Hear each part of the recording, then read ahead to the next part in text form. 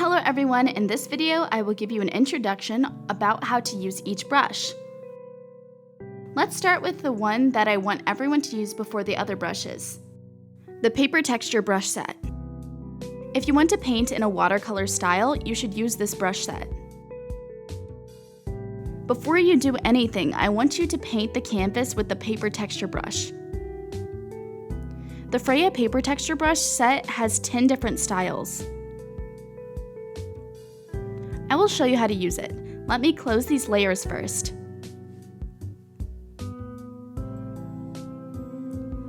When you use it, choose a gray color, about this shade of gray. Then choose one style of brush, any that you like. Paint it. Now it has a texture like paper. You can do it once or twice. Then you can activate multiply mode or linear burn. Linear burn will brighten the color slightly. It's like this. Another thing that I have provided is the Freya Paper Textures brush set, besides from the round brush, is a pointed tip brush for decorating the details.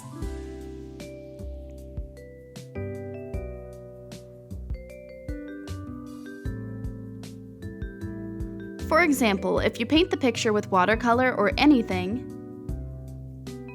and you want to have a slate texture of paper, you can use the paper texture brush and set it to multiply or linear burn.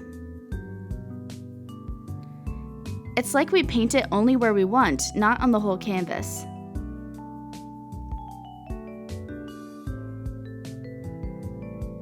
So there are options for you in this set. I've thought of it for you already.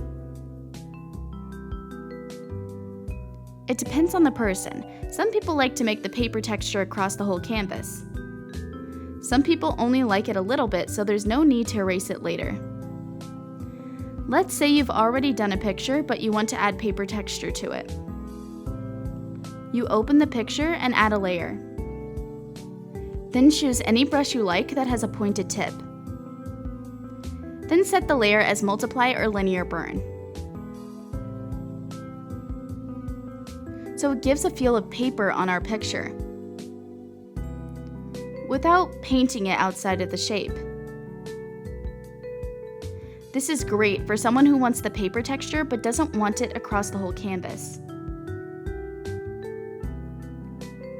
If they only want the paper texture on the shape, so you can play with it. That's it for our first brush set that I want everyone to use before anything else. It's very simple. You just choose the gray color and paint it. And don't forget to set the layer to multiply or linear burn.